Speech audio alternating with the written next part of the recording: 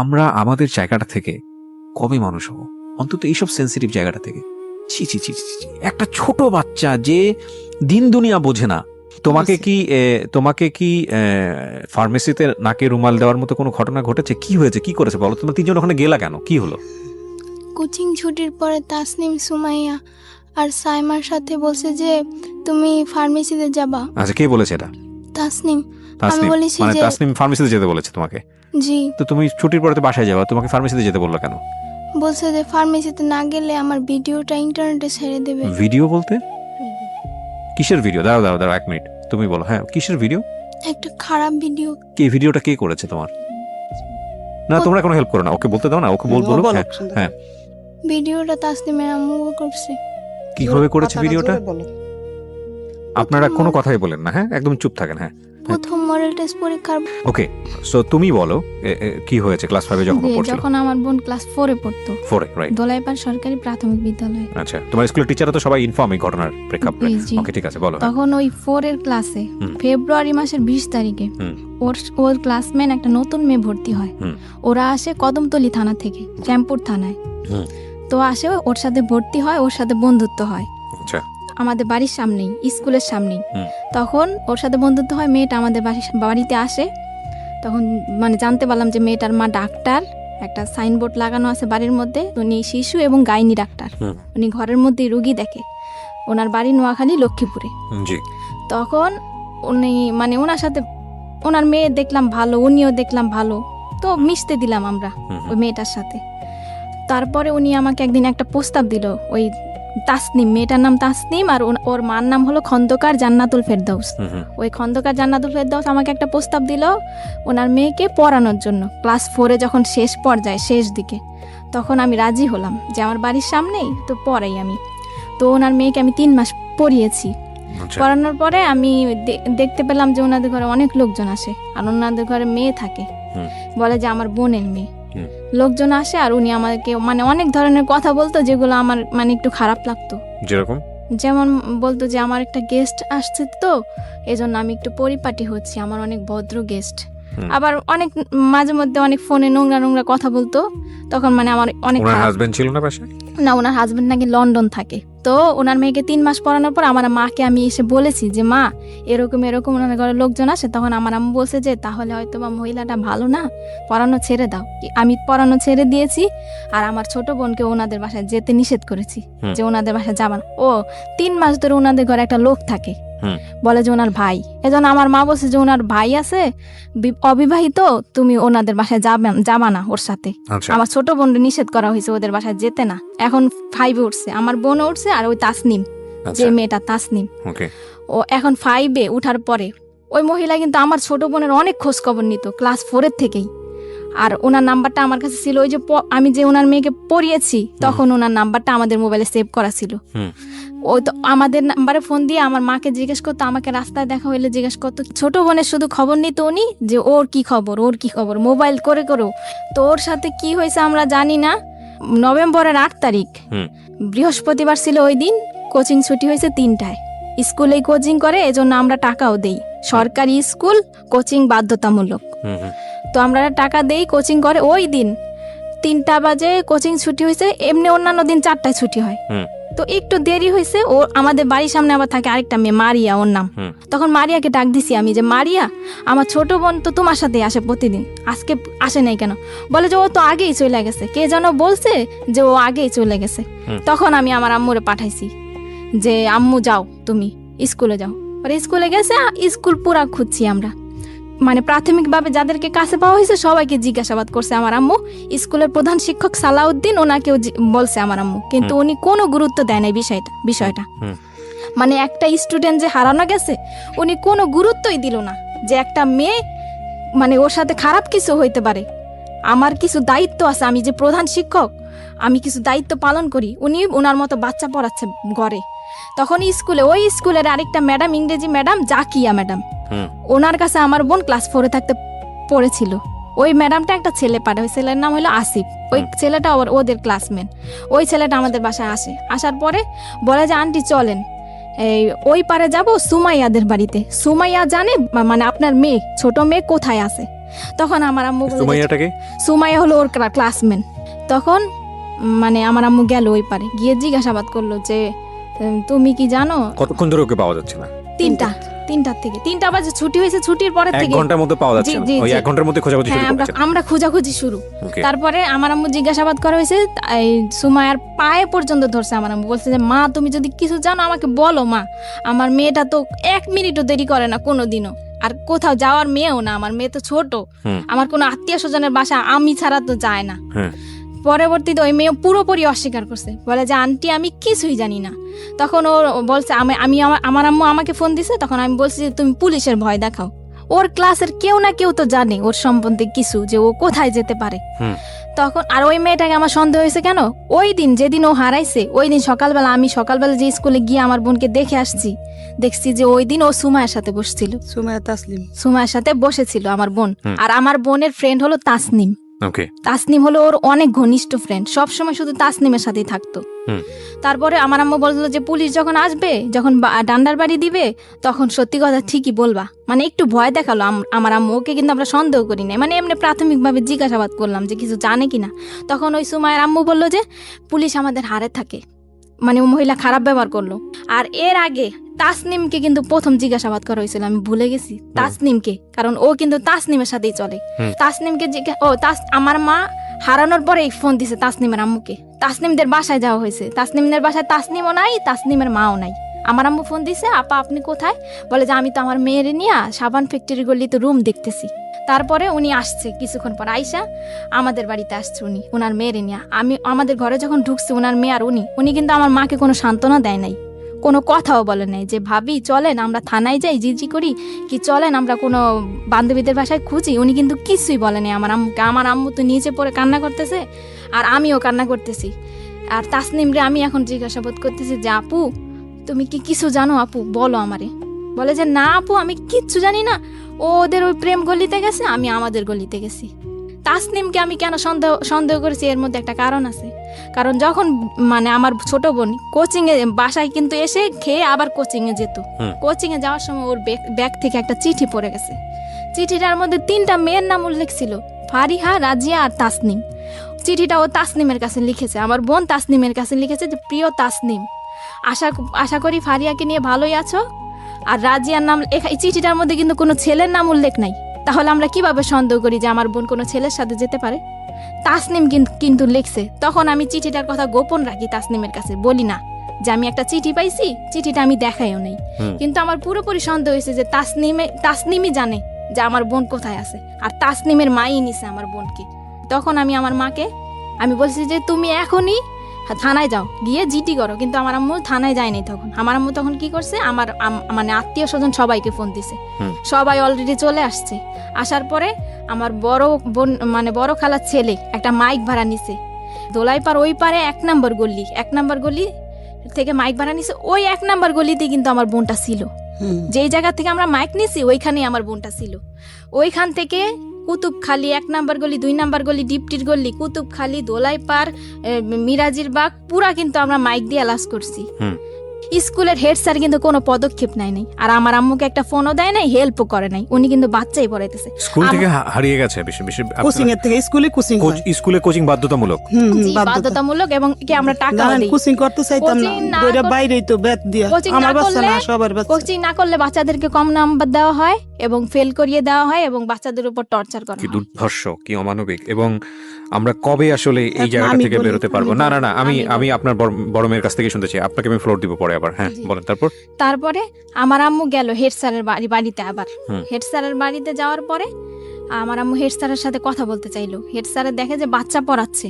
তখন ওই মরিয়ম নামে একটা মেয়ে, ওই মেয়েটাকে আমার মা নিতে চাইলো যে মরিয়ম তুমি আমার সাথে আসো, তুমি তো চিনো তোমাদের ক্লাসের কারো না কারো বাড়ি, আমি যাবো তোমাকে নিয়ে। স্যার কিন্তু ওই মেয়েটাকে দিতে রাজি হয় নাই, যে না ও যেতে পারবে না, ও পড়ছে। তখন তাসনিমের মা উনি হেড স্যারের সাথে দরজা লাগায় কি যেন বলতেছে। আমার আম্মু কিন্তু দরজা ফাঁক দিয়ে দেখছে, কিন্তু তখনও কিন্তু আমরা জানি না যে স্কুলের প্রধান শিক্ষকও জড়িত, উনিও জানে, এমনকি ওই মহিলার কাছেই তো আমার বোনটা, কিন্তু আমরা তো আর জানি না যে ওনার কাছেই আছে। তখন আমার আম্মু এসে বলল যে এরকম হেড স্যার আর তাসনিমের মা কথা বলল, আমাকে কোনো গুরুত্ব দিল না, আর আমি একটা বাচ্চা নিতে চাইলাম আমাকে তাও দেওয়া হলো না। হেড স্যার বলে যে দেখেন কোনো বান্ধবীর বাড়িতে গেছে কিনা, এটা বলছে হেড স্যার। আর কোনো গুরুত্ব দেয় না যে চলেন আমি যাই আপনাকে নিয়ে থানায়, কি আমি প্রত্যেকটা গার্জিয়ানের নাম্বারে ফোন দেই, কি আপনাকে একটা বাচ্চা দেই, আপনি যান খোঁজ করেন, কি প্রত্যেকটা গার্জিয়ান আমি ডাকাই, বাচ্চাগুলোকে আমি ডাকাই, কোনো পদক্ষেপ নেয় নাই উনি। তখন আমার আম্মু মাইক দিয়ে অ্যালাউন্স করার পর থানায় গেল, সাধারণ জিডি করলো একটা রাত্রে, তখন 10টা বাজে। সাধারণ জিডি কোন করার পর থানায় হয়েছে এটা? শ্যামপুর থানা। শ্যামপুর থানায় একটা সাধারণ জিডি করা হলো, কারো সন্দেহ করে না, মানে একটা সাধারণ হারানো একটা সাধারণ জিডি। যে আমাদের যে জিডির যে মামলার আজম, এসআই আজম, ওনাকে আমার আম্মু নিয়ে আসলো গাড়ি নিয়ে। আমার মেজো খালা আমার মা গাড়িতে নিয়ে আসলো। আমার আম্মু সন্দেহ করলো, আমি বললাম যে আমি ওই মহিলাকে সন্দেহ করছি, যে ওই মহিলার মেয়ের সাথেই চলে, ওই মহিলাই জানে, ওই মহিলার মেয়েই জানে। যদি ওনারাও না নেয় তাহলে ওনারা জানে যে ও কোথায় আছে, কোথায় গেছে। তখন ওই মহিলাকে সন্দেহ করে আমি আমার মাকে পাঠালাম, রাত্রে 2টা বাজে গাড়ি নামায় নিয়ে আসছে, মহিলার বাসায় গেছে পুলিশ নিয়ে। তারপরে ওনার মেয়েকে মানে আমরা পুলিশ নিয়ে চাপ দিলাম, আর ওই খন্দকার জান্নাতুল ফেরদাউসকে চাপ দিলাম আমরা। তখন ওই মহিলা কিন্তু স্বীকার করেনি, আর মহিলার মেয়েও স্বীকার করেনি। তখন ওনার মেয়েকে আমরা মানে সন্দেহ করলাম ওনার বোনকে। ওনার বোন আবার থাকে পান্থপথ, ওই দোলাই পারেই পান্থপথ একটা মানে একটা স্থানের নাম, ওই স্থানে থাকে আর কি। তো ওইখানে ওনার মেয়েকে মানে আমরা চাইলাম যে তোমার খালার বাসায় হয়তো বা থাকতে পারে। তখন ওনার মেয়েটাকে কিন্তু উনি একাই দিয়ে দিল। উনি কিন্তু কোনো আপত্তিকর মানে কথা বললো না যে না আমার মেয়েকে দিব না, আমি এত রাত্রে এতগুলা পুলিশের সাথে আমি কিন্তু দিব না আমার মেয়েকে। উনি কিন্তু ওনার মেয়েকে দিয়ে দিল আমার মার সাথে। আর আমার মা ওনার মেয়েকে নিয়ে এই রাত্রে 2টা বাজে ওর খালার বাসায় গেল। খালার বাসায় আর ওই গাড়ির মধ্যে ওনার মেয়েকে আমার মা কোলের মধ্যে রাখলো এবং বললো যে মা বলো, মা যদি তুমি কিছু জানো তাহলে বলো। কিন্তু ওনার মেয়ে কিন্তু কিছুই বললো না, যে না আন্টি আমি কিছুই জানি না। তখন ওর খালার বাসায় খোঁজা হলো, নেই, ওই বাসায়ও নেই। তখন ওই মহিলা আমার মাকে বললো, যখন ওনার মেয়েটাকে ফেরত দেওয়া হলো খুঁজে আসার পর, তখন মহিলা আমার মাকে বললো যে কাজটা কিন্তু আপনি ঠিক করেন নাই, মানে আমার বাসায় যে পুলিশ নিয়ে আসছেন কাজটা কিন্তু ঠিক করেন নাই আপনি। তখন আমার মা বলল যে আমি পুলিশ নিয়ে আসছি, একটু পর আমি র্যাব নিয়ে আসবো, মানে আপনার কাছেই আমার মেয়ে আছে, আপনিই জানেন। আমার মানে আমার মার তখন মাথা ঠিক ছিল না, বলছে। আর মেয়েটা কিন্তু ওনার কাছেই ছিল। কিভাবে উদ্ধার হলো তারপরে? আমার মা চলে আসলো বাড়িতে। পরের দিন সকালবেলা শুক্রবার আমার আম্মু কিন্তু শুক্রবারে র্যাবের অফিসে গেল 2বার। এর মধ্যে আমার ছোট খালা মানে মিডিয়ার লোকদের খবর দিল, 71 চ্যানেলের একজন রিপোর্টার, আর টুটুল উনি বিজয় টিভির, আর দৈনিক দিন প্রতিদিনের পত্রিকার একজন, এই 3 জন আর কি আমাদের পাশে এসে দাঁড়ালো আর কি, সান্ত্বনা দিল আমার মাকে যে আপা কান্নাকাটি করেন না, আপনার মেয়েকে পাবেন। 2 দিনে আমরা র্যাবের অফিসে গেলাম, ওই টুটুল বিজয় টিভির সাংবাদিক ওনাকে নিয়ে, উনি সাক্ষী, কেসের সাক্ষী ওনারা। তো ওই দিন শুক্রবার আর মহিলার কাছে গিয়েছে ওনারা সকালবেলা, ওই মিডিয়ার লোকেরা, মিডিয়ার লোকদের সাথে ওই মহিলা অনেক খারাপ আচরণ করছে, এগুলো ভিডিও ফুটেজ ওই সাংবাদিকদের কাছে আছে। তারপরে ওই শুক্রবার সন্ধ্যা 7টায় আব্দুর রব নামের একজন লোক আসলো, এসে আমাদের দরজা টোকা দিল। সন্ধ্যা তখন 7টা। তখন বললো এই রুমে কি কাপড় বিক্রি করে সেই মহিলা থাকে? তখন আমার আম্মু বললো যে হ্যাঁ আমি বিক্রি করি, আমিই থাকি। আব্দুর রবটা কি জানো? আব্দুর রব যে বাসায় ওরা রাখছে, যে বাসায় ছিল 30 ঘন্টা, হ্যাঁ। ওই আব্দুর রব বলে। আমার আম্মু বলে কি ওই লোকটা বলতেছে যে আপনার মেয়ে আমার বাসায় আছে, আমার কাছে আছে। তো আমার আম্মু বলে যে আপনার বাসায় আছে, আপনার বাসা কোথায়? বলে যে আমি তো মেম্বরের বাড়িতে থাকি। তা আমার আম্মু বললো মেম্বরের বাড়িতে এই যে আপনি কাছে থেকে আমার মেয়েটা দিলেন না, আপনি কি? বলে যে না আমি তো 7তলায় থাকি। বলে যে কোন 7তলায়? বলে যে না আমি তো 1 নম্বর গলিতে থাকি। লোকটা কয় ধরনের কথা বলা শুরু করছে, আর বলে যে আপনার মেয়েটা আমার মেয়ের সাথে চলে গেছে, আপনি নাকি অনেকে মানে মারধর করেন মেয়েকে, আমার কাছে আশ্রয় চেয়েছে, আমি আশ্রয় দিয়েছি। ওনার স্ত্রীকে ফোন দিল, কোথায় তুমি? আসলো আমার বোনটাকে নিয়ে আসলো। আমার বোনটা কে 2টা পুরুষ লোক ধরে ধরে নিয়ে আসছে, আমাদের দোতলার ভাড়াটিয়ারা সবাই সাক্ষী। তখন সবাই মানে ওই লোকটা যে এসে বললো, সবাই কিন্তু দরজা খুলে ফেললো, সব কথাই। আমার বোনটা কাঁপতেছে, প্রচন্ড কাঁপতেছে, মানে যাকে দেখে তাকেই ভয় পায়, আর শরীরে অনেক জ্বর ছিল আমার বোনের। তখন লোকটা কিন্তু ঘরের ভিতরে ঢুকতে চাইলো না। আমার আম্মু অনেক কষ্টে আর আমি অনেক কষ্টে বললাম যে আঙ্কেল আপনাকে কিভাবে ধন্যবাদ জানাবো, আপনি একটু বসেন, কিছু খান আপনি। লোকটা কিন্তু ঢুকতে, এই মহিলা তোর বাচ্চাটা ফেরত দেওয়া কি আমার অপরাধ হইলো? মানে উনি কি আবল তাবল কথা বলতেছে। তখন ওনাকে বসালাম। আমার আম্মু বলে যে আমার গার্জিয়ান আসবে, আমার গার্জিয়ানের কাছে বুঝিয়ে দিবেন আমার মেয়েকে। তখন আমরা মিডিয়ার লোকদেরকে খবর দিলাম, ওই যে মামারা আমাদেরকে সান্ত্বনা দিয়েছিল, আমাদের পাশে দাঁড়িয়েছে, আর আমার খালা, আমার আত্মীয় স্বজন সবাই আসলো। ওই আয়োর যে মামলার যে আয়ো আজম এসআই, ওনাকেও খবর দেওয়া হলো, আমার আম্মু খবর দিল, স্কুলের প্রধান শিক্ষককেও আমার আম্মু খবর দিল, কিন্তু ওই খন্দকার জান্নাতুল ফেরদৌসকে কিন্তু আমার আম্মু খবর দেয়নি। আর উনি কিন্তু এই একদিনের মধ্যে আমার আম্মুকে কোনো ফোনও দেয়নি, কোনো খোঁজ খবরও নেয়নি, এমনকি কোনো সাহায্য করে নাই। ওই খন্দকার জান্নাতুল ফেরদৌস আমার বোন ঘরে ঢুকার 5 মিনিটের মধ্যে উনি এসছে 3টা মেয়ে নিয়ে। উনি কিভাবে জানলো যে আমার বোনটা ঘরে আসছে? বড় বড় 3টা মেয়ে, 3টা মেয়ে নিয়ে আসছে। 3টা মেয়ে এসে মানে আমার মার সাথে ঝগড়া শুরু করছে যে কেন আমার মা পুলিশ নিয়ে গিয়ে ওই মহিলার বাসায় খুঁজতে গেছে। তখন আজম যে কেসের যে আয়ো, উনি বলল যে আপা দেখেন, আপনার মেয়ে যদি হারানো গেত তাহলে আপনিও খুঁজতে আসছেন, ওনার মনের অবস্থাটা আপনি বুঝেন। তখন তা খন্দকার জান্নাতুল ফেরদৌস বললো আমি আজকে অ্যাকশন নিব, আমার মান ইজ্জত কিছু রাখে নাই, পুলিশ নিয়ে আমার বাড়িতে গেছে। এই পরে আজম বলল যে দেখেন, আপনি বাচ্চা নিয়ে বড় কথা বলবেন না, আর ওনার মনের পরিস্থিতিটা বোঝেন, আপনি কি অ্যাকশন নেবেন, এইগুলা কোন ধরনের কথা বলতেছেন? মানে আমি যেটা বুঝতে পারছি, তখন পর্যন্ত আপনারা কেউ জানেননি যে ওর সাথে কি না, ও জানে সব। আপনারা নরমালি যেটা জানেন যে ঠিক আছে, মানে বাচ্চা পাইছি, সুতরাং এটাই অনেক বড় কিছু। জি জি। হ্যাঁ, বলেন। তারপরে কথাবার্তা শেষ করে ওই 3টা মেয়ে কিন্তু ঝগড়া করছে, আর বাড়ির ভাড়াটিয়াদের গেট টোকায় আমার আম্মুর নামে খারাপ খারাপ মন্তব্য করেছে, এমনকি ঘরের মধ্যে আমার আম্মুর সাথে ঝগড়া করছে, গায়ের মধ্যে হাত তুলতে পর্যন্ত আসছে। রাজিয়া, সুরমা জাহান রাজিয়া, মহিলার যে সহযোগী ফার্মেসিতে কাজ করে, ওই রাজিয়া মহিলা কিন্তু কোনো কথা বলে না, ওই 3টা মেয়েই কথা বলতেছে। আর মিতু আসছে, ও মিতু নাকি ওনার বোনের মেয়ে। মিতু এসে বলতেছে যে গণতান্ত্রিক বাংলাদেশে বিনা কারণে কাউকে জেল খাটানো যায় না, এখানে কিন্তু কোনো জেল খাটানোর কথা উঠে না।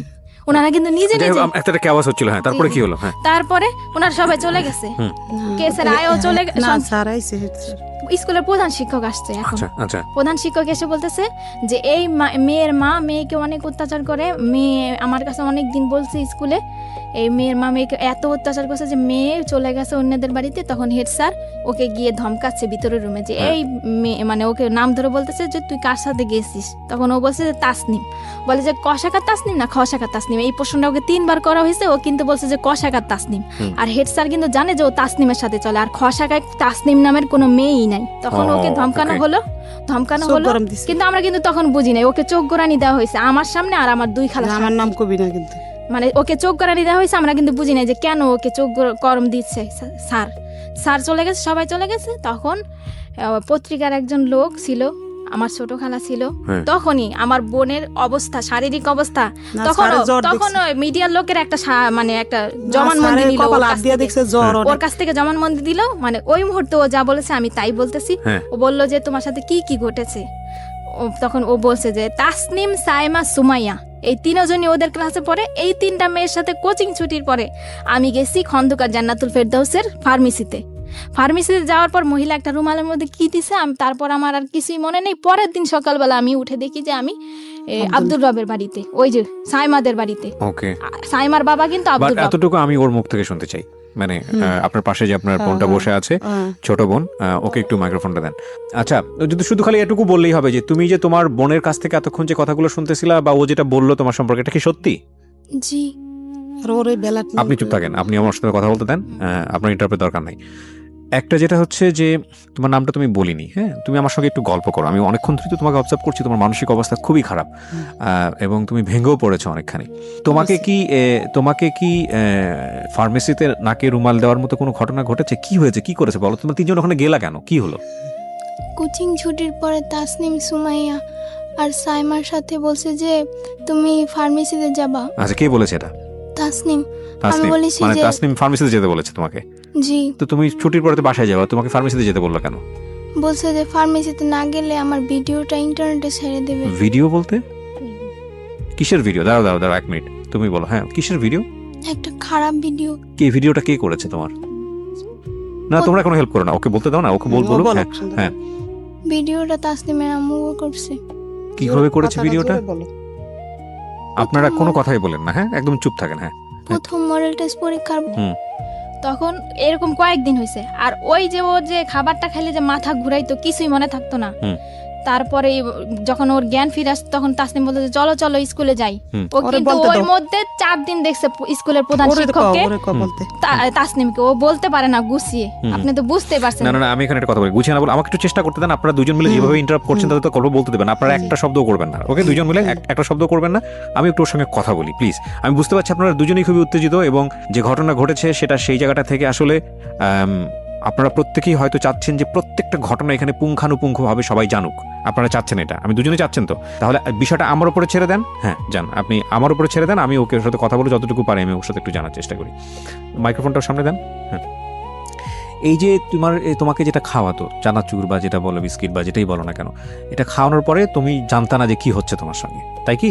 জি। আচ্ছা, এই ভিডিওটা তোমাকে দেখিয়েছিল কবে? মানে 15 দিন আগে হারানোর 15 দিন আগে। 15 দিন আগে দেখে কি বলেছিল? বলেছিল এটা যদি কারো কাছে বলো তাহলে ইন্টারনেটে ছেড়ে দিব। তুমি তাহলে বুঝতে পারছিলে যে তোমার সঙ্গে কি হচ্ছিল? জি। তারপর আর ওদের বাসায় যাইনি 15 দিন। কি ও ওকে, মানে এটা কি তোমার সঙ্গে এরকম রেগুলারই হতো? 2-1 বার হয়েছে নাকি একবার হয়েছে? এই ভিডিওটা করার সময় শুধু একটাই হয়েছে নাকি এর আগেও এরকম কন্টিনিউ করতো ওরা এই কাজগুলা? সেটা আমি জানি না আমার সাথে কি হতো, কিন্তু ভিডিওটা দেখার পরে বুঝতে পারছি আমি কিছু একটা হতো তোমার সঙ্গে। জি। এবং এটা দেখার পরে তুমি ছেড়ে দিয়েছো যে তুমি আর ওদের বাসায় যাও নাই। জি। আর আচ্ছা, ওই বাসায় আমি হেড স্যারকে 4 দিন দেখছি, আমাদের স্কুলের প্রধান শিক্ষককে। না, আপনারা কেন কথা বলতেছেন? আপনারা কথা বলতে তাহলে তার বড় দরকার নেই এখানে, আপনি তোর সঙ্গে কথা বলতেছি না, আপনারা কেন আপনারা কি উত্তেজিত অনেক বেশি? আমাকে একটু ফ্লোর দেন না, আমি কথা বলি প্লিজ। কেউই কোনো কথা বলবেন না, আমার যেটা জানার দরকার সেটা আমি ওর কাছ থেকে বের করে নিব, ঠিক আছে? ওকে, হ্যাঁ বলো, তুমি বলো, তুমি তোমার মতো করে বলো না, যা হয়েছে হয়েছে বলো। হ্যাঁ কি হয়েছে বলো। হেড স্যারকে আমি 4 দিন দেখছি। 2 দিন দেখছি ওনাদের বাসায় হাসাহাসি করতেছে তাসনিমের আম্মুর সাথে, আর 2 দিন দেখছি গোসল করতে। হেড স্যারকে গোসল করতে দেখেছো ওই বাসাতে? জি।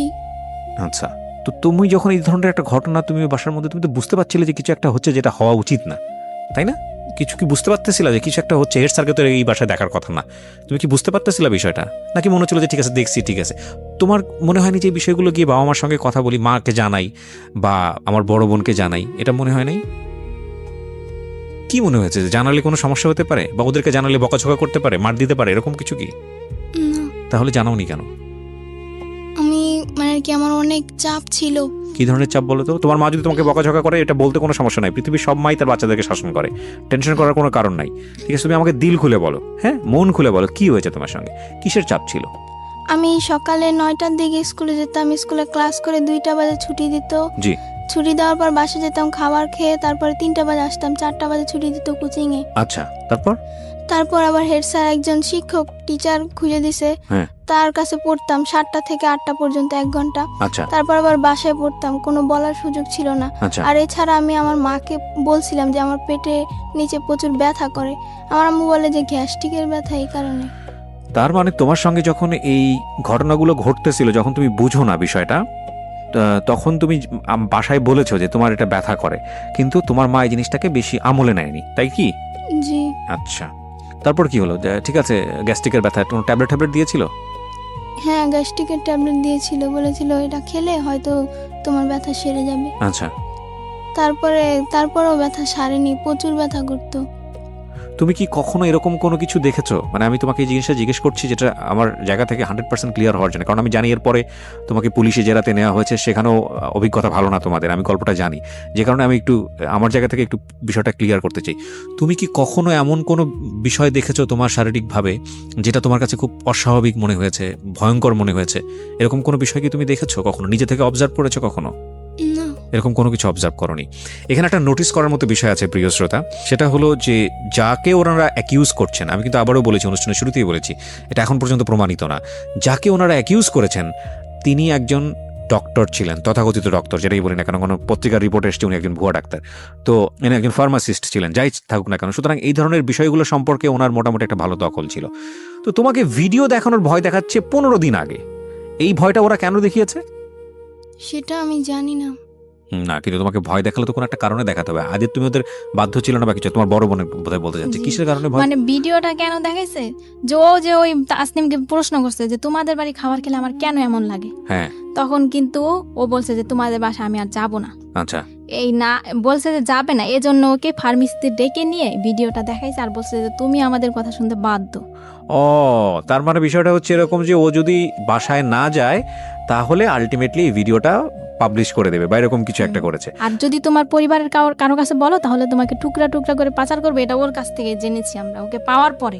আচ্ছা, এর আগে কিন্তু ও আমাদের বলে নাই, তার মানে এই জিনিসটা খুব প্ল্যান ছিল আপনাদের কথা অনুযায়ী, এবং এটা অনেক দিন ধরে ওর সঙ্গে হয়েছে। জি সো নোটিশ করেছে আপনাদের বাসাতে যে আমার তলপেটে ব্যথা করছে, যেটা খুব জি, আমি স্বাভাবিকভাবে আমরা বলতাম যে তুমি হাত ধো না আর তুমি পানি খাও না, এজন্য তোমার পেটে পানি ব্যথা কম করে। খাইতো। আর প্রচন্ড পেটে ব্যথায় কান্না করতো। আজকে স্কুলে আজকে খেয়াল রাখেন এই সেন্টেন্সগুলা, এই বিষয়গুলা। প্রিয় শ্রোতা, আমি বারবার আপনাদেরকে বলছি যে আমি বহুবার রেডিওতে এই জিনিসগুলো খুব ডেডলি, খুব সাহসের সঙ্গে উপস্থাপন করেছি। আমি জানি না বাংলাদেশের কোনো গণমাধ্যমে এতটা মানে ডেডলি কোনো সোশ্যাল ইস্যু, কোনো ফ্যামিলি ইস্যু কখনো আসে কিনা। আমি সেজন্য সমালোচিত হয়েছি বিভিন্ন জায়গাতে, সোশ্যাল মিডিয়াতে অনেক উল্টাপাল্টা কথাও বলা হয় আমাকে নিয়ে। আমি বাট সেটার জন্য আমার কোনো কনসার্ন নেই। বাট আমি আপনাদেরকে বলি যে শিশু যৌন নির্যাতন বা সেক্সুয়াল অ্যাবিউজ, এটার যে মানে রেট কতটা ভয়াবহ সারা দুনিয়াতে, বাংলাদেশে তো অবশ্যই।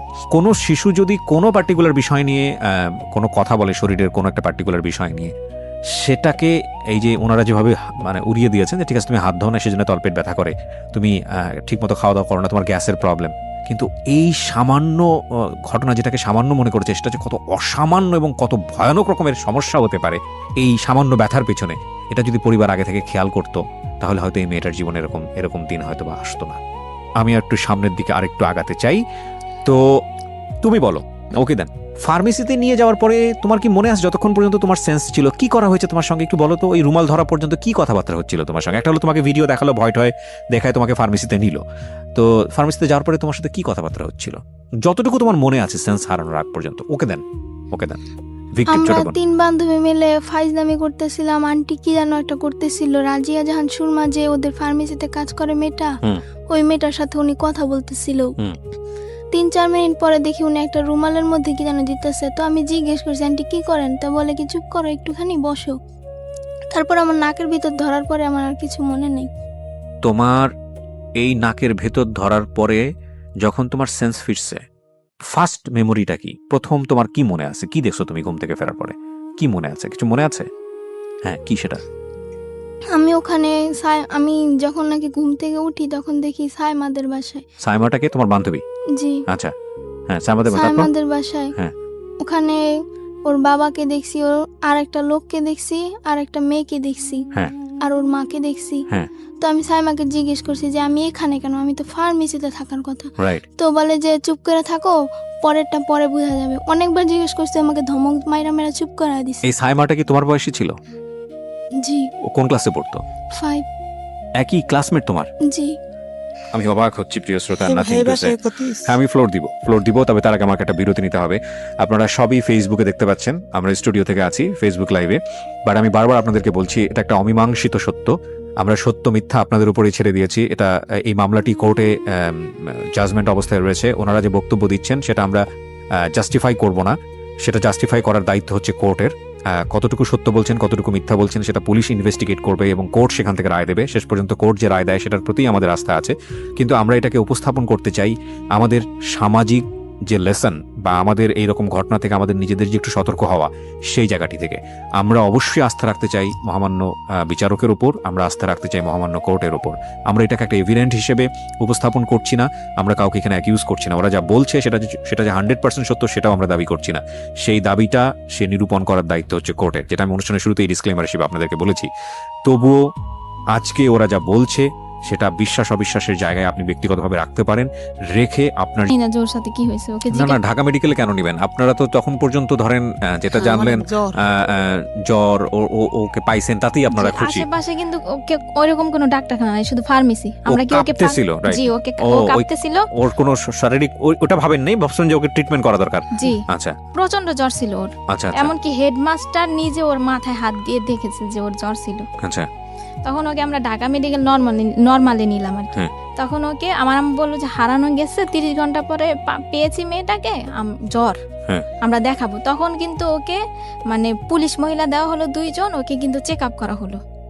আচ্ছা, ওই মেডিকেল থেকে দেওয়া? জি, চেক আপ করা হলো। চেক আপ করার পরে ওকে ওসিসিতে দেওয়া হলো। আমরা কিন্তু ওসিসি চিনি না, ওকে ওসিসিতে দেওয়া হলো। ওসিসিতে ভর্তি করার পরে আর ওই মহিলা চেক আপ করার পরে বলছে যে আপনার মেয়ে তো মানে হয়েছে, ওর সাথে খারাপ কিছু হয়েছে। একের অভিজ্ঞ এটা কে বলেছে? পুলিশ বলেছে নাকি? মানে চেক আপ করার পরে আমরা কিন্তু বলছি যে হারানো গেছে মেয়েটা, জ্বর আমরা দেখাবো। ও মানে মেডিকেল থেকেই বললো যে আমার হ্যাঁ বলেন হ্যাঁ। আমি রুমের ভিতরে মানে ডাক্তার নাই ওদিন, শুক্রবার বন্ধ, ডেলিভারি রুগী অগল ঢুকছে সমানে তো ডাক্তার নাই।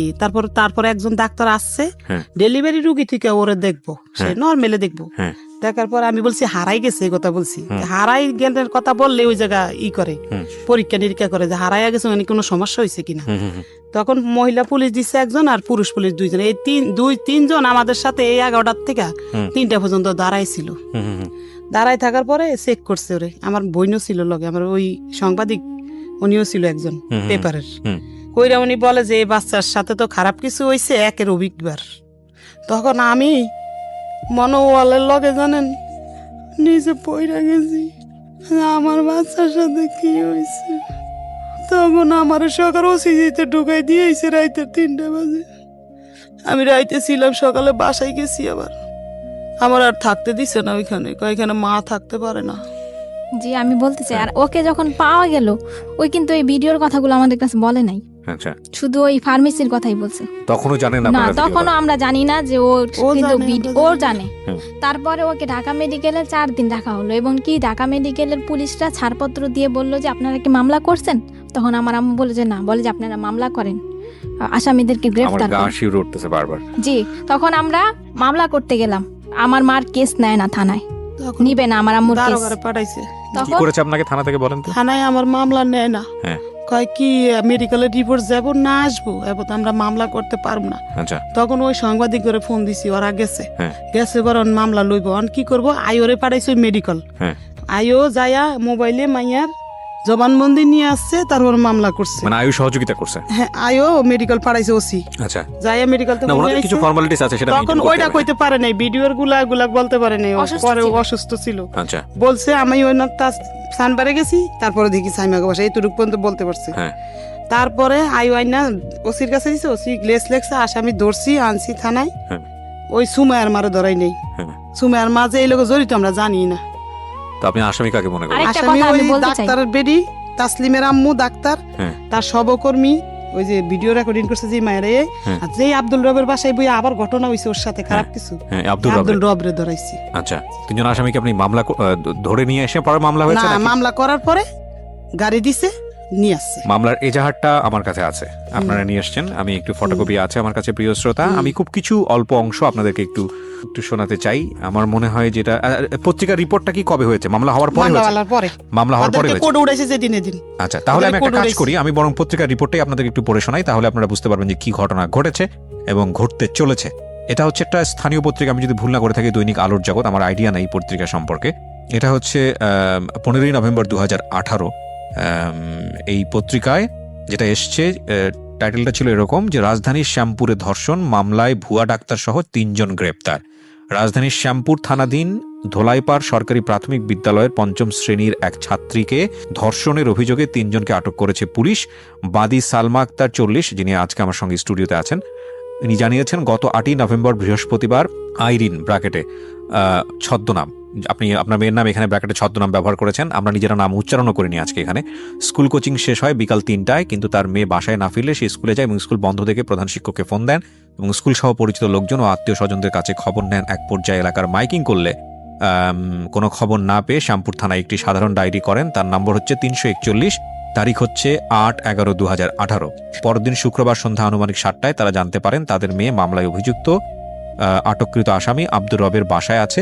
তৎক্ষণাৎ তারা আব্দুর রবের বাসা থেকে অচেতন অবস্থায় তার মেয়ে আইরিনকে উদ্ধার করে তাদের বাসায় নিয়ে আসে।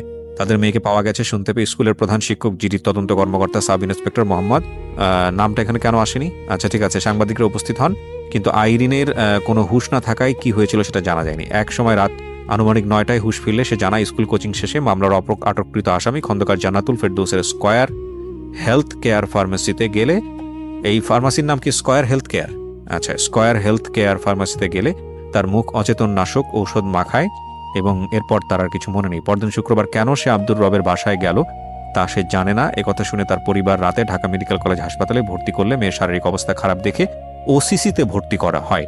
পরে আইরিনের মা সালমা বেগম রবিবার রাতে শ্যামপুর থানায় একটি মামলা দায়ের করলে গোপন সংবাদের ভিত্তিতে পুলিশ রবিবার রাতে 3 জনকে আটক করে পরদিন সোমবার 5 দিনের রিমান্ড চেয়ে আদালতে সোপর্দ করেন। এরপরের টুকু আমার সংবাদে আর নাই, কিন্তু এখানে আমি অবশ্যই ধন্যবাদ দিব আইন প্রয়োগকারী সংস্থা, বিশেষ করে পুলিশকে। আমি এটা সত্যি আমি যখন এই ধরনের কোনো অ্যাক্টিভিটিস দেখি আমার খুব ভালো লাগে, আমার খুব গর্ব করতে ইচ্ছে করে। I am really proud because police এইসব জায়গাগুলোতে খুব সেন্সিটিভ। সেটা হচ্ছে যে আমরা জানি যে ওনাদেরকে সোপর্দ করার পরে ওনাদেরকে আবার আদালতে হাজিরা করা হয়েছে জামিনের জন্য, কিন্তু পুলিশ স্বেচ্ছায় যেটা করেছে যে ওনাদেরকে যাতে জামিন না করা হয় সেটার একটা ব্যবস্থা করেছে, এবং আমি যতদূর জানি ওনারা এখনো জেলে আছে, আমি যদি ভুল না করে থাকি, ঠিক? তো সেটার লেটারও আমি দেখতে পাচ্ছি এখানে আপনারা পুলিশ স্বেচ্ছায় এটা করেছে, কারণ ওনাদের তো আপনাদের তো উকিল ধরতে হতো। আপনারা কি উকিল ধরেছিলেন? ধরছি, উকিল আছে আমার। আছে, তো ঠিক আছে, 3 জনকে ধরে নিয়ে গেল। আমি সময় পেলে আরো কিছু ডকুমেন্টস আমি আমার শ্রোতা যারা আছেন তাদেরকে পড়ে শোনাবো। হ্যাঁ হ্যাঁ। মামলা করার পরে মানে থানার লোকেরা জিজ্ঞাসাবাদ করলো আমার বোনকে, আমার মাকে। ওসি বলল যে সবে তো মাত্র থাকা শুরু, এখানে আরো কত থাকতে হবে। কে বললো এটা? ওসি, থানার ওসি আমার মাকে বলল। হ্যাঁ। ওসিতে 4 দিন থাকার পরে বাচ্চাকে থানায় নেওয়া হলো। থানায় একটা রাত রাখার পরে পরের দিন সকালবেলা কোর্টে ওঠা হলো ম্যাজিস্ট্রেটের কাছে জবানবন্দি দেওয়ার জন্য। তখন কিন্তু আমার বোন ভিডিওর কথাটা বললো ম্যাজিস্ট্রেটের কাছে জবানবন্দি দেওয়ার আগে। আচ্ছা। আর এর যে 4 দিন যে আমার বোন ঢাকা মেডিকেলে ছিল, ওইখানে কিন্তু আমাদের বেশি থাকতে দেওয়া হয় নাই, ওর সাথে কথাও বলতে দেওয়া হয় নাই, আর ও আমাদেরকে বলেও না। আর ঠিক আছে, ওখানে ফর্মালিটিস তোমার বোন তো বলেছে, তখন কিন্তু বলেছে ভিডিওর কথা। তখন আমরা বলছি যে তোমার বেশি কথা ওর সাথে বলি না, বলছি যে তোমার সাথে যা যা অন্যায় হয়েছে, তোমার সাথে যা হয়েছে খারাপ হয়েছে, তোমার সাথে যা যা হয়েছে তুমি সব বলবা। এমনকি প্রধান শিক্ষক স্কুলে মানে কৌশলে ওকে ডেকে নিয়ে শরীরের বিভিন্ন জায়গায় স্পর্শ করতে। তোমাদের কাছে বলেছে? জি বলেছে। ওর কাছ থেকে শুনে একটু। হ্যাঁ হ্যাঁ। এইরকম একটা ঘটনা তুমি কি বলেছো এটা তোমার ফ্যামিলিকে বলেছো যে প্রধান শিক্ষকের বিষয়টা, নাকি ওরা তোমাকে আজকে সাজিয়ে গুছিয়ে এখানে নিয়ে আসছে এই ধরনের কথা বলার জন্য? না। করতো এরকম? প্রধান শিক্ষক করতো তোমাকে? জি। তো করতো, তুমি বাসে এসে কেন বলতে না বলো তো? যেদিন আমি মানে কি বৃহস্পতিবার ছিল যেদিন, হারানোর দিন, সেদিন টাচ করেছিল। ওই একদিনই করেছে নাকি বেশ কয়েকদিন করেছে? ওই দিনই শুধু করেছে? ওই হারানোর দিন মানে ওই ঘটনার পরে তুমি ফার্মেসিতে যাও? ওই ঘটনার পরে আমি বাসায় যাই, বাসায় যে খাবার খেয়ে আবার তারপরে তুমি স্কুলে আসো, এসে কোচিং এর পরে তুমি ফার্মেসিতে যাও, রাইট? কোচিং শেষের পর। জি, আমি আরেকটা কথা বলছি, ওকে জিজ্ঞাসা করেন যে হেড স্যার ওকে কি বলতো তোমাকে?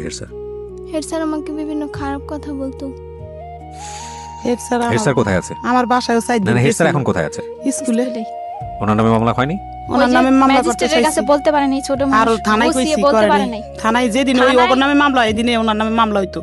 এত বড় একটা ঘটনা ঘটে গেল, প্রধান শিক্ষকের ব্যাপারে আপনারা তো আগে থেকেই বিষয়গুলো আপনারা কিছুটা হলো টাচ করতে পারছিলেন, যদি আপনাদের কথা সত্য হয়ে থাকে। অনেক মেয়েরা কইছে। তাহলে আপনি মামলাতে শুধুমাত্র 3 জনের নাম কেন দিলেন? প্রধান শিক্ষকের নাম কেন জড়ালেন? দিতে চাইছি, থানার কেউ লয়নি, সাক্ষী ও সাংবাদিকেরা লইব না, প্রধান শিক্ষকের নাম লইব না। তারপরে এখন আবার কি করে শুনবেন, এখন আবার মেডিকেলের সার্টিফিকেট বাইরেছে পর আবার আমাদেরকে ডাইকা নিছে থানায়, ওই আজম ডাইকা নিয়ে আমার বড় বোনের সরকার। এখন বলে যে ওই মহিলা যে ভিডিও রেকর্ডিং করছে ওগুলা বাদ, আগের দিন ধরবো না, সেদিন রাইতে রেপ করছে কেটা সেটা নাম বলো তুমি। কথা স্যার বুঝছেন? তো বলতে পারবে না, কারণ ও তো কইতেই পারে না। অন বলতাছে আগের ঘটনা বাদ, আগের ঘটনার বাদ। আমি কেন আমার মেয়ে যদি আগে ধারাবাহিকভাবে আসি, ও দাবি করছে যে হেড স্যারের সঙ্গে খারাপ ব্যবহার করেছে, কিন্তু আপনারা সেখানে নতুন করে নাম ঢুকাতে পারেন নাই। কিন্তু আপনারা কি জানেন আপনারা যে লয়ারকে ধরছেন সেটা হচ্ছে যে এই মামলার চার্জশিট কি দেওয়া হয়েছে? মামলার না চার্জশিট দেওয়া হয়নি। কোন লয়ারের নাম্বার আছে আপনার কাছে? ওকে, লয়ারের সঙ্গে এখন নতুন যে আচ্ছা, এই লয়ার আপনার এই বিষয়টা ডিল করছে।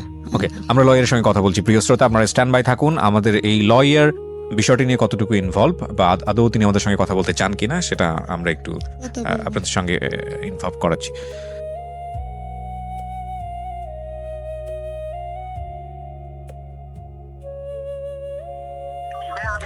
জি, আসসালামু আলাইকুম। আমি আরজি কিবরিয়া বলছি ঢাকা এফএম থেকে। আপনার ক্লায়েন্টের সঙ্গে বোধহয় কথা হয়েছে আপনার?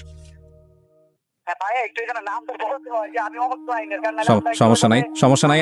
আমি ওনাদের যে ঘটনাটা ঘটেছে, হ্যাঁ, এই ঘটনার উপরে আমরা রেডিওতে ওনাদের পুরো ঘটনাটাই প্রচার করছি।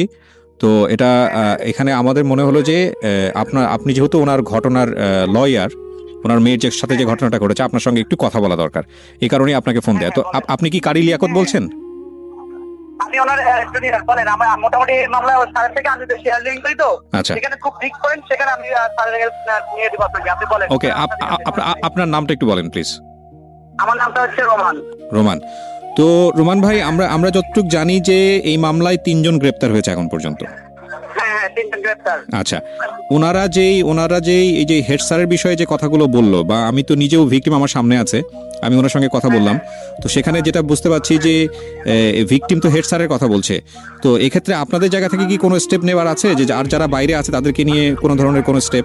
আমি বলি, এখানে হচ্ছে যখন একটা মামলা আয়ু হয়, মানে থানায় হয়, এখানে একটা সামনে কোন তদন্ত করার দায়িত্ব হচ্ছে একজন আয়ুর, মানে যে ইনভেস্টিগেশন অফিসার।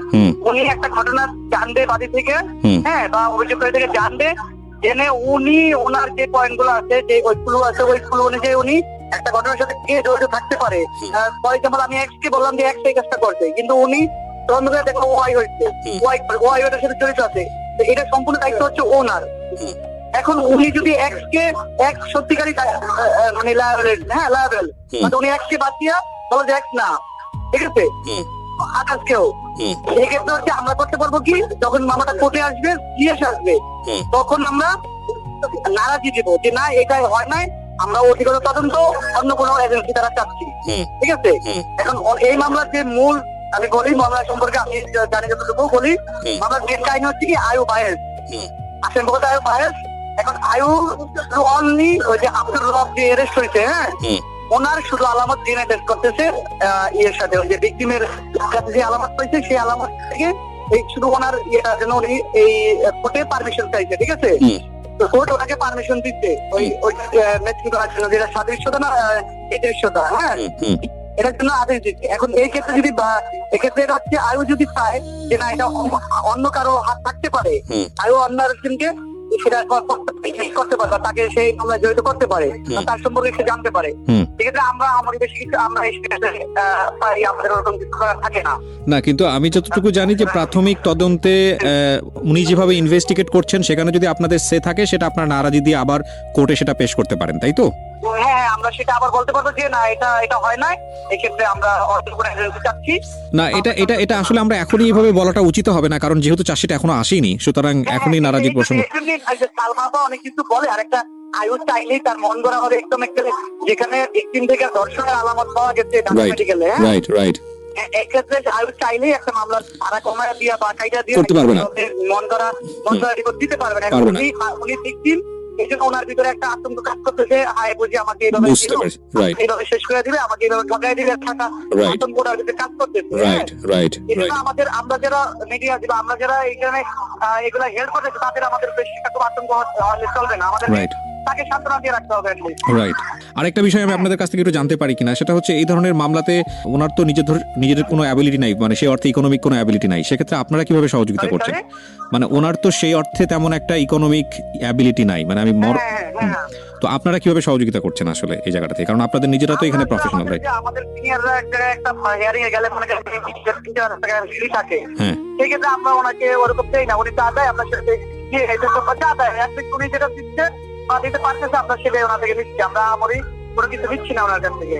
আমি একটা বিষয় একটু আপনার কাছ থেকে জানতে চাই, সেটা হচ্ছে যেহেতু আপনি লয়ার, এই মামলায় যে ধারাটা আছে, হ্যাঁ, এই মামলায় যে ধারাটা দেয়া হয়েছে, সেই ধারার সর্বোচ্চ শাস্তি কি হতে পারে? আমি একটু আমাদের লিসনার যারা আছেন, মানে এটা যদি প্রমাণ হয় তাহলে মৃত্যুদণ্ড হয়ে যাবে, তাই তো আসামির? হ্যাঁ, এটা মৃত্যুদণ্ড। আপনি প্রমাণ হয়ে আসলে আপনার বিচারকের কাছে যদি আপনি সাক্ষী প্রমাণ দিয়ে সম্পূর্ণ প্রমাণ করতে পারেন, সর্বোচ্চ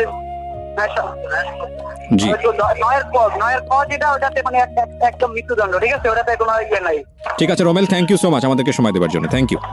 আপনার সামনেই কথা বললাম, আমাদের লিসনাররাও শুনলো, এটা সব পুরো মানে একেবারে আনকাট ভাবে রেডিওতে প্রচার করছি আমি, পুরো কথাটাই হলো। সেটা হচ্ছে যে এগুলো করতে গেলে এক ধরনের বিভিন্ন রকমের মানসিক জটিলতা, মানসিক চাপ তো আছে, সিস্টেমেটিক জটিলতা আছে, আমরা জানি এগুলো আইনের ব্যাপার, বছরের পর বছর ধরে চলতে থাকে। তবে ন্যায় বিচার আসবে এই বিশ্বাসটা রাখতে হবে, প্রথম কথা হচ্ছে এটা। আর দ্বিতীয় কথা হচ্ছে যে যিনি ভিকটিম তিনি উপস্থিত আছেন, যারা এতক্ষণ ধরে শুনে এসছেন, নতুন করে বলার কিছু নেই, কিন্তু যার নামটা এখানে চলে এসছে, যেটা আমাকে ভয়ানকভাবে আঘাত করেছে, সেটা হচ্ছে এই সরকারি প্রাথমিক বিদ্যালয়ের প্রিন্সিপাল। ওনার নাম যেহেতু এসছে, উনি সম্মানিত ব্যক্তি, যেহেতু মামলাতেও নেই এবং এটা প্রমাণও হয় না, যেহেতু ওনার নাম মামলাতে যেহেতু নেই, এখন পর্যন্ত প্রমাণ যেহেতু হয় না, সুতরাং সেই জায়গাটি থেকে আমরা আসলে দাবি করতে পারি না উনি এই ধরনের কাজ করেছে নাকি করেনি, কারণ এটার এখতিয়ার কেবলমাত্র কোর্টেরই আছে। কিন্তু যেহেতু এই ধরনের একটা অনুষ্ঠানে তার নাম এসছে, সুতরাং আমরা এটা নৈতিক দাবি মনে করছি তার সঙ্গে কথা বলার। এবং তিনি যেটাই বলুন না কেন সেটা তার বলার অধিকার আছে। তো সেই জায়গাটা থেকে তিনি আমাকে একেবারেই চেনেন না, আমি ফোন একেবারে আনকাট অবস্থায় তাকে দিচ্ছি, এরপরে দেখা যাক কি ঘটনা ঘটে। কি নাম বললেন? সালাউদ্দিন। যেহেতু আপনার নামটা এখানে আসেনি, সুতরাং এখানে আপনার বক্তব্যটাও প্রাসঙ্গিক হয়ে যায়, সেই জন্যই আপনাকে ফোন দেয়া। আর আপনি যেহেতু স্কুলের প্রধান শিক্ষক, সেই রেসপেক্টটা আমাদের কোনো অংশেই কমতি নাই। সো আপনার আসলে কি বলার আছে বিষয়টা নিয়ে, বা আপনি কতটুকু জানেন? দায়িত্বের জায়গা থেকে তো আপনারও কিছু না কিছু করার ছিল। কি হয়েছে আসলে আমাদেরকে যদি বলতেন। আপনাকে ধন্যবাদ জানাই বলতেছি যে এটা স্কুলের একটা বাইরের ঘটনা ছিল, ঠিক আছে? স্কুলের বাইরের ঘটনা? স্কুলের বাইরের ঘটনা। হুম। এবং শ্যামপুর থানায় যখন এটার মামলা হয়েছে, শ্যামপুর থানার থেকে এটা তদন্ত হয়েছে। হুম। তারপরে তদন্ত হয়ে এটা আবার আপনার ইয়েতে গেছে, শেলগা থানা। আচ্ছা ভিকটিম সাপোর্টার যেটা আছে। আচ্ছা, ভিকটিম সাপোর্ট সেন্টার থেকে তো আপনাকেও ডাকা হয়েছিল, আমরা যতটুকু জানি। হ্যাঁ হ্যাঁ হ্যাঁ, আমি গিয়েছিলাম এবং ওইখান থেকে ওরা আসছিল, তদন্ত আসছিল। আচ্ছা। ওইখান থেকে ওই তাপসিংহতা নামে এক পুলিশ অফিসার আসছিল।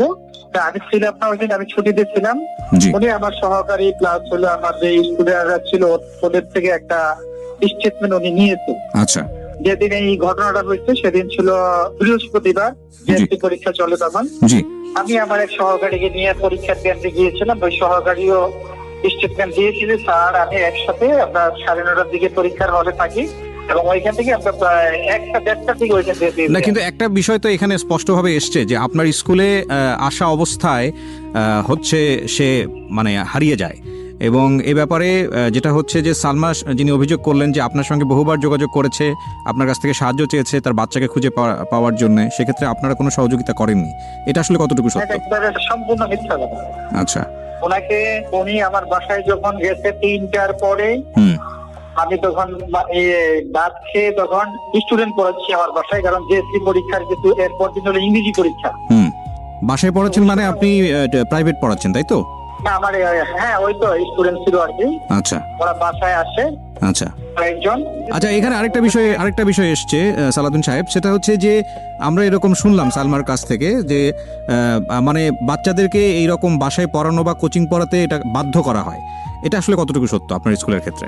না, এটার কোনো সত্যতা নাই, এটা মিথ্যা কথা। আর আমাদের ওই যে আছে আপনার যে পঞ্চম আর অষ্টম, আমাদের এখানে অষ্টম পর্যন্ত আছে। জি। অষ্টম পর্যন্ত, পঞ্চমের আমাদের থেকে যে পঞ্চম পিছিয়ে পড়ে ছেলে মেয়েদেরকে আমরা বিশেষ একটা ক্লাসের ব্যবস্থা করে থাকি ছুটির পরে। আচ্ছা। এটা আমাদের অফিস থেকে একটা নির্দেশ থাকে যে ওদেরকে আপনারা যে করেই হোক পিছিয়ে পড়া ছেলে মেয়েদেরকে একটু অগ্রসর করতে। আচ্ছা।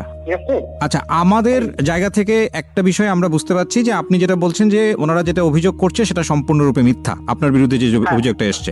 আচ্ছা, আমরা সেটা প্রচার করছি। পাশাপাশি আমাদের যিনি ভিকটিম, আমরা তো তার নামটা মেনশন করছি না, আপনার ছাত্রী, তার কাছ থেকেও এরকম কথা এসছে যে আপত্তিকর জায়গাগুলোতে আপনার জায়গা থেকে এক ধরনের ইয়ে ছিল। আমি আসলে স্পষ্টভাবে উচ্চারণ করতে চাচ্ছি না এই বিষয়টা রেডিওতে। তো আপনার ছাত্রী ক্লাস 5-এ পড়ে। হ্যাঁ, আমি প্রশ্নটা একটু কমপ্লিট করি যে ওর কি আপনার প্রতি কোনো ব্যক্তিগত ক্ষোভ ছিল যে কারণে আপনার মনে হতে পারে যে আপনার সম্পর্কে মিথ্যা কথা বলছে, যেটা তো হওয়ার কথা না একটা শিক্ষকের বিরুদ্ধে। আসলে ওদের যে বক্তব্য, সেই বক্তব্য অনুযায়ী যেটা বুঝতে পারছি, যেটা লম্বা সময় ধরে হয়েছে, চেতনানাশক ঔষধ প্রয়োগ করে এটা লম্বা সময় ধরে হয়েছে, এটা আসলে স্কুলে থাকা মানে এটার সাথে আপনি জড়িতও ছিলেন না? ওইটা কি হয়েছে না হয়েছে ওগুলো আমি কিছু বলতে পারবো না। আচ্ছা। এটা কি করতে পারে সেটা তাদের ব্যাপার। এটা স্কুলের বাইরে কি হয়েছে না হয়েছে এটা পুলিশ ইনভেস্টিগেশন করছে। পুলিশ কি পাইছে না পাইছে সেটা আমিও জানি না। আপনার কাছে যেরকম বলছে আমি এরকম শুনছি, এর বেশি আর খন্দকার জান্নাতুল ফেরদৌসকে কি আপনি চিনতেন? জান্নাতুল ফেরদৌসকে আমি তো স্টুডেন্ট নাকি চিনি, খন্দকার জান্নাতুল ফেরদৌস আমি চিনি না। খন্দকার জান্নাতুল ফেরদৌস হচ্ছে মামলার 1 নম্বর আসামি। এনার তো আপনাকে চেনার কথা, এতদিনে তো জানার কথা। আপনার স্কুলের ছাত্রী, সে ভিকটিম হয়েছে, আপনি তাকে চেনার কথা। কেউ যদি তাকে কিছু করে থাকে আমরা বলছি বারবার যে তার আমরা বিচার চাই। আমরা এলাকাবাসী এটা নিয়ে অনেক মিটিং করছি, আমার স্কুলে কমিশনারের সাথে আমি আলাপ করছি, আমাদের যে স্থানীয় কমিশনার আবু ভাই তার সাথে আমি আলাপ করছি, আমাদের স্থানীয় এমপি সানজিদা তার সাথে এই ব্যাপারটা নিয়ে আলাপ করেছি, এবং লোকাল যত লোক আছে সবার সাথে আলাপ করছি এই ব্যাপারটা নিয়ে যে আমরা কি করতে পারি। না, অফকোর্স এটা আমরাও সেটাও চাই। কিন্তু আপনার স্কুল থেকে তো ভিকটিম মানে আপনার ছাত্রী সে চলে গেল, স্কুল থেকে বের হয়ে অন্য একটা স্কুলে ভর্তি হয়েছে। আপনারা কি চাইলে তাকে নিরাপত্তা দিয়ে স্কুলে রাখতে পারতেন না, বা এই ব্যাপারে আপনাদের স্টেটমেন্ট আসলে কি ছিল? আপনার ছাত্রী যে ভিকটিম, সে তো আপনার স্কুলে এখন আর পড়ছে না, সেখান থেকে অন্য একটা স্কুলে চলে গেছে আমরা যতদূর জানি। সে তো পরীক্ষাই দেয় না, সেটা কি আমার থেকে অ্যাডমিট নিয়ে গেল, সে পরীক্ষা দিবে, আর সে পরীক্ষাই দেয় না। পরীক্ষা তো সে দিতে পারে নাই, দেয় নাই না, পরীক্ষা সে দিতে পারে নাই, আপনি বোধহয় খোঁজ খবর রাখেন না।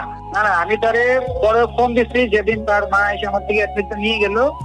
আমি বললাম যে ওটা পরীক্ষার হলে পারেন, কারণ আমরা কিন্তু পরীক্ষার হলে থাকি না, আমরা থাকি অন্য জায়গায়। পরীক্ষার দিনও আমি ফোন দিচ্ছি তারে, যখন হলের থেকে ফোন দিচ্ছি যে আপনার এই স্টুডেন্ট আসছেন, তখনও তার আমি ফোন দিচ্ছি, সে আমাকে অসুস্থ ভাষায় গালিগালাজ করে রেখে দিচ্ছে। এটা আপনাকে গালিগালাজ কেন করেছে? আমি জানি না সে কেন করছে। যে একটা মানুষকে কারণ ছাড়া অকথ্য ভাষায় গালিগালাজ করলে আপনি কোনো স্টেপ নিলেন না? আমি কি নেবো তার কিছু, তো আমার দরকার নাই তো। না, কিন্তু আপনি তো স্কুলের প্রধান শিক্ষক, আপনার সঙ্গে এই স্কুলের ইমেজ জড়িত। আপনি যদি আমারে বিনা কারণে কিছু বলেন, আমি আপনাকে কেন বলতে দেব? কোনো দরকার নেই তো আমার। আমি এলাকাবাসীকে বলছি যে সে এই বলে, এলাকাবাসী বলতে আপনার কিছু বলার দরকার নেই স্যার, আপনি ঠিক থাকেন। আমি যতটুকু সাহায্য করছি তারে, সে সেটা জানে। আমি তারে এখানে স্থানীয় পোলাপাইন দ্বারা খোঁজার অনেক ব্যবস্থা করছি। আপনি স্থানীয় পোলাপান দ্বারা খোঁজার ব্যবস্থা করেছেন, বিষয়টা আমি বুঝলাম না, মানে এটা একটু যদি পরিষ্কার করতেন। হ্যাঁ, সে যখন বলছে যে আমার সে পায় না, তখন বলছি যে ওদেরকে দেখো সম্ভাব্য কোনো জায়গায় সে থাকতে পারে কিনা। এই ধরনের এলাকার কিছু ছেলে মেয়েদেরকে আমি তার সাথে নিয়েই বলছি যে দেখো বাবা তোমরা। না, আপনি এলাকার ছেলে মেয়েদের কাছে কেন যাবেন? আপনি স্কুলের একজন দায়িত্বপ্রাপ্ত ব্যক্তি, আপনি যাবেন পুলিশের কাছে। পুলিশের কাছে তো রাত্রে গেছি আমরা। না, আপনি এলাকার ছেলে মেয়েদেরকে, এলাকার ছেলে মেয়ে কাদেরকে খোঁজের জন্য পাঠিয়েছেন? ওই মেয়েকে যে একবার আরেকটা ছেলের সাথে ধরে আনছিল, ওই ছেলে এবং আরো কয়েকটা মিলাইয়া এসেছি না, ওদেরকে আমরা পাঠাই। আচ্ছা, ওই মেয়েকে আরেকবার ধরে নিয়ে আসা হয়েছিল কোন একটা ছেলের সঙ্গে, আপনি সেটাই বলতে চাচ্ছেন? তো এটা আপনি নিশ্চিত? এটা নিশ্চিত, এটা পুলিশ সহ ছিল তো, পুলিশ সহ ধরতে, পুলিশের খবর দিয়ে আনছি আমরা। আচ্ছা, পুলিশ আইসা পরে এটা মীমাংসা করছে। এটা কবে স্টেটমেন্ট দিয়ে গেছে? ওকে, এটা কবে নাগাদ হয়েছিল? এটা এর ঘটনার কত সম্ভবত মাস খানেক বা মাস দুই আগে হইতে পারে। সেই সময় আপনারা স্কুল থেকে কি স্টেটমেন্ট নিয়েছিলেন? আমরা তো পুলিশের সাথে পুলিশের কাছে দিয়ে দিই। 1 মাস আগে? 1-2 মাস আগে হবে, আমার সঠিক ডেটটা মনে নেই। আচ্ছা, পুলিশের কাছে আপনারা দিয়েছিলেন। ওকে, ঠিক আছে। আমি আসলে প্রাসঙ্গিকভাবে যেহেতু আপনার কথা এসছে, সে কারণে আপনাকে জিজ্ঞেস করলাম।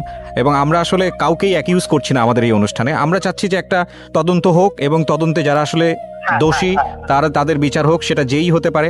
আর এই সমস্যাটা আমাদের সমাজে এখন বিভিন্ন অ্যাঙ্গেল থেকে, বিভিন্ন জায়গা থেকে আসছে, এবং এটা খুব মানে ভাইরাল আকারে ছড়িয়ে পড়ছে এই ধর্ষণের বিষয়গুলো। আমরা চাই যে প্রত্যেকে এখানে সঠিক ভূমিকা রাখুক, এবং আপনি যেহেতু স্কুলের প্রধান শিক্ষক, আপনার দায়িত্বটাও অনেক বড়, এবং আমরা বিশ্বাস করি যে আপনার এখানে সম্পৃক্ততা ছিল না, কিন্তু সেটা আসলে বিশ্বাসের উপর নির্ভর করে না, সেটা প্রমাণ করবে আসলে আদালত। সো আপনাকে অনেক ধন্যবাদ, আপনি সময় দিলেন আমাদেরকে, থ্যাংক ইউ। তো আমি যেটা বলছিলাম যে আপনার মেয়েকে আমি যেভাবে দেখতে পাচ্ছি, তো মৃত আমার কাছে মনে হচ্ছে যে মানে এর মধ্যে আবার ঘটনা হয়েছিল। কি ঘটনা? ওই থানায় নিছে, আবার ওই মেডিকেলের রিপোর্ট আইসা থানায় নিছে, আরে ওই ডিসি ডিউটি অফিসার নিয়ে ধমকাইছে। আগের কথা বাদ, আবার আজমে ধমকাইছে, আবার আমি ধমকাইছি, কইছি তুমি গেছো কাগো বাসায় তোমার। এবার আমি ওর সাথে কথা বলবো, আপনারা কেউ গলায় দড়ি দিছিল, গলায় দড়ি দিতে গেছে। আচ্ছা দেন, ওকে দেন, এটা দেন, মাইক্রোফোন দেন। তুমি আমার সঙ্গে কথা বলো 2টা মিনিট, হ্যাঁ? সবকিছু ভুলে যাও। আমি জানি যে ঘটনা তোমার সঙ্গে ঘটেছে, সেটার জন্য আল্লাহ কাউকে ক্ষমা করবে না। প্রথম কথা হচ্ছে এইটা, কারণ তুমি এখানে নিরপরাধ, তুমি জানো না যে তোমার সাথে কত ভয়ানক ঘটনা ঘটেছে। কিন্তু আমরা সবাই তোমার সাথে আছি, লাখ লাখ মানুষ তোমাকে শুনতেছে, পৃথিবীতে খারাপ মানুষের সংখ্যা বেশি না, হ্যাঁ? লক্ষ লক্ষ মানুষ তোমাকে শুনতেছে, সবাই তোমার জন্য দোয়া করবে আজকে রাতে। সুতরাং তোমার জীবন ভালো হবে, এটা তুমি নিশ্চিত ধরে নিতে পারো। আমি মন থেকে তোমার জন্য দোয়া করি। টেনশন করার কোনো কারণ নেই। জীবন এমন না যে এর একটা ঘটনার কারণেই থেমে যাবে। যারা অপরাধ করেছে, তুমি তো শুনলাই তোমার লয়ার কি বললো। এবং একটা সবচেয়ে বড় জিনিস, যেটা আপনাদের ঢাকা মেডিকেল থেকে যে রিপোর্টটা এসছে, যেটা বলা হলো, সেখানে কিন্তু প্রমাণ আছে যে ও রেপ। তার মানে এটা পুলিশের দায়িত্ব এটা খুঁজে বের করা যে কিভাবে এটা হলো। এটা পুলিশ যদি কোনো কারণে চার্জশিটের এদিক ওদিকেও কোনো কিছু হয়ে যায় যেটা আপনাদের মনোপুত হচ্ছে না, তার মানে এটাকে কোর্ট থেকে এটা ওকে করার কোনো সুযোগ নাই। সুতরাং আপনাদের আস্থা রাখতে হবে।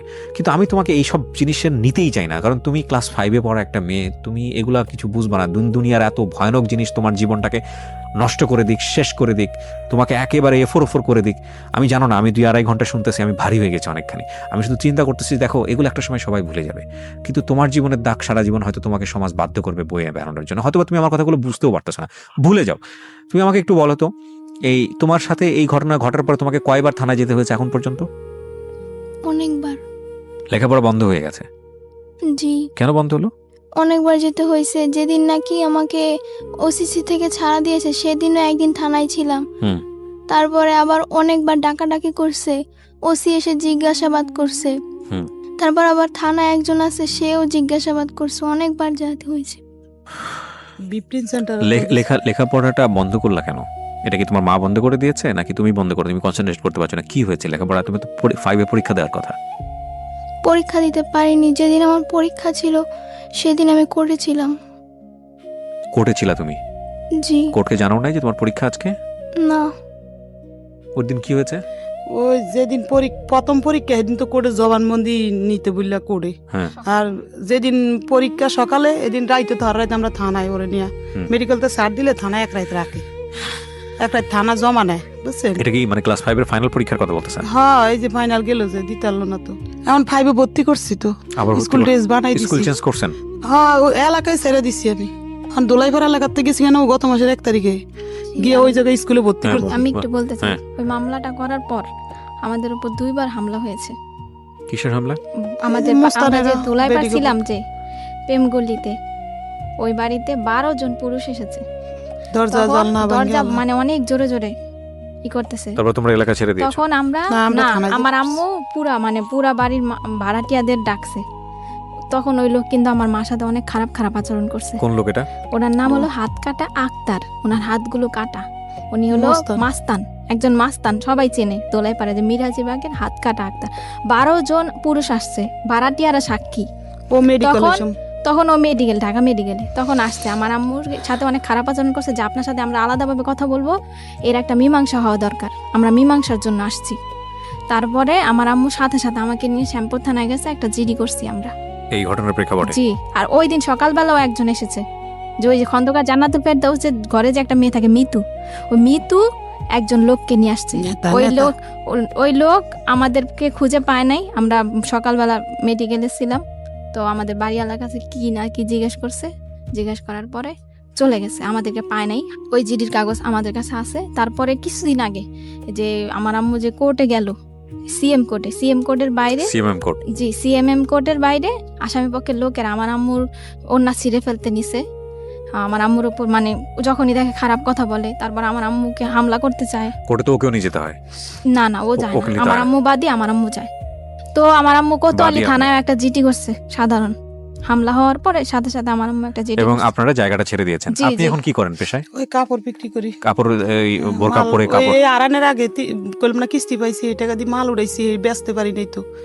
আমার কিছু বলার নাই। ঘরে একটা আলমারি আছিল, হুম। ওইটা 10,000 টাকা বিক্রি করছি। একটা আলমারি বানাইছিলাম ওই কাপড় চোপড় রাখার লেগে, মানে এটা বিক্রি করে লাইছি। এটা দিয়ে যে গাড়ি ভাড়া বুড়া দিয়ে কোর্টে যাই, ওই টুকটাক করে উকিলের 300 টাকা এই আলমারি বিক্রি করার টাকা দিয়ে? হ্যাঁ, বেচ চালাইছি, ওটা দিয়ে চলতেছে। একটা কথা বলতে পারি শুধু, ইতিহাসের জঘন্যতম একটা এপিসোড প্রচার হলো আজকের এই জীবন গল্পে।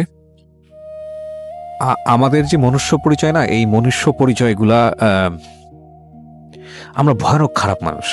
আমার এই সব মানে সিলেবাস এই খুব সুন্দর করে কথাবার্তা বলা, এগুলো সব থেকে বের হয়ে আসে ভিতর থেকে, যেগুলো আসতে সেটা আমি বের করতে পারতেছি না। আমি সরি টু সে, আমরা ভয়ানক রকমের বাজে মানুষ। আমি সাধারণত কখনোই মানে এতটা বেশি পেসিমিস্ট, মানে এতটা বেশি হতাশ হই না, এতটা বেশি ঋণাত্মক কথাবার্তা বলি না, বাট আজকে আমার খুব বলতে ইচ্ছে করছে, কেন জানি। লেভেল থাকা উচিত তো, তাই না?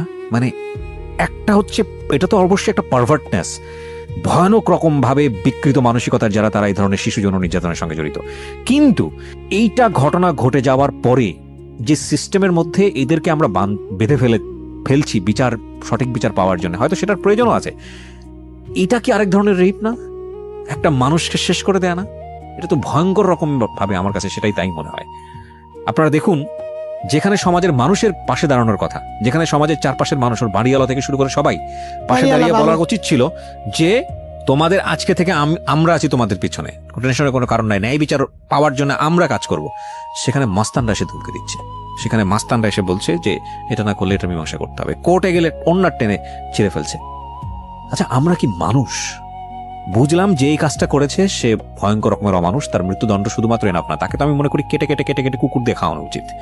জীবন্ত অবস্থায় একটা হাত কেটে ফেলা হবে, কেটে ওটা কুকুরকে দেওয়া হবে তার সামনে, সে দেখবে তার শরীরের একটা অংশ কুকুর খাচ্ছে এবং সেটা সে ফিল করবে। তারপরে আরেকটা আঙ্গুল কাটা হবে, তারপরে পাটা কাটা হবে, এবং ওই পাটা ঠিক করা হবে, তারপরে ঠিক করার পর আরেকটা পা কাটা হবে, এবং তাকে জানানো হবে 1 ঘন্টা পর তোমার পা কাটা হবে, 2 ঘন্টা পরে তোমার পা কাটা হবে, তাকে ভয় দেখানো হবে। তার পরিবারের ফ্যামিলি মেম্বারদের সবাইদেরকে মানে ফোকাস করা উচিত যে এই লোকের এই ফ্যামিলিতে থাকতো, এইরকম ভয়ানক রকমভাবে শাস্তি হওয়া উচিত। ধুকে একটা মানুষকে মারা হবে, এবং ধর্ষণের শাস্তি মৃত্যুদণ্ড, ব্যাস, দ্যাটস নট অল। মেরে ফেলা তো ফিনিশ, কয়েক মুহূর্তের হয়তো বা যন্ত্রণা, কিন্তু প্রতি মুহূর্তে এরা যা ফেস করবে সারাটা জীবন, দেখেন তো একটু চিন্তা করে। এই ফ্যামিলিতে একটা ছেলে আছে, সে তার নিজের মতো সংসার করছে, এখন ছোট্ট একটা বাচ্চা, এই দুটো মেয়ে, এবং উনি কাপড় বিক্রি করে। ওর কথা বাদই দিলাম, ওর তো বড় বোন।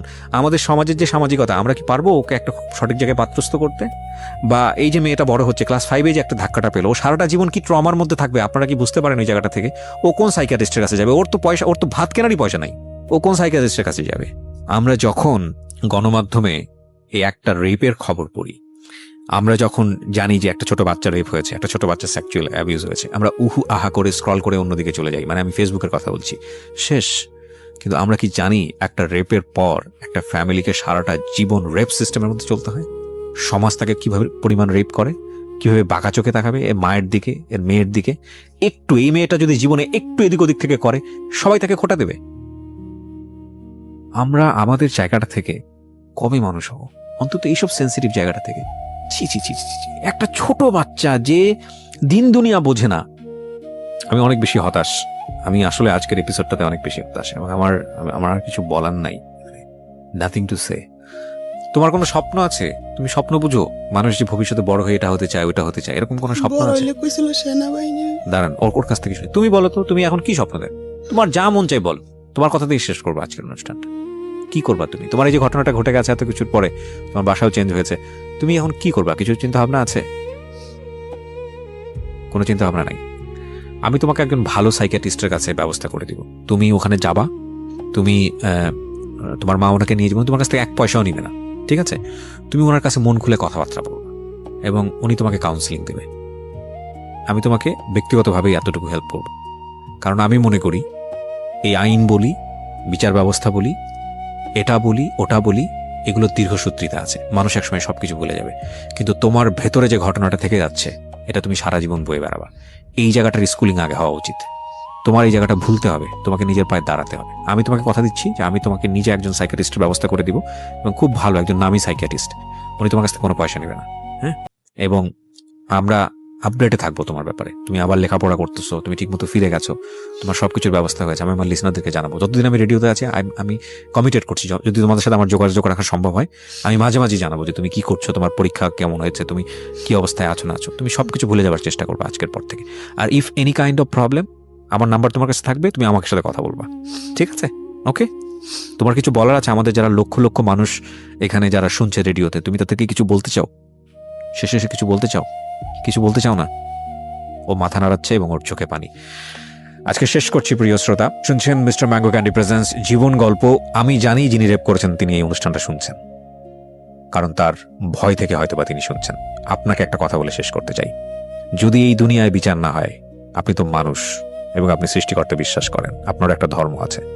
আপনি একটু চোখ বন্ধ করে চিন্তা করে দেখেন তো আল্লাহ আপনার জন্য কি রেডি করে রাখছে। ধিক্কার, আর কিছুই বলার নাই। অনেক সুন্দর আছিল তো, এরম আসিল না তো। 3 মাস এরম হয়েছে, ছবিতে আপনারা দেখলে কবিন এরম আসছিল। শেষ করছি প্রিয় শ্রোতা, ভালো থাকুন। শেষ করছি প্রিয় শ্রোতা, ভালো থাকুন। শেষ করছি প্রিয় শ্রোতা, ভালো থাকুন।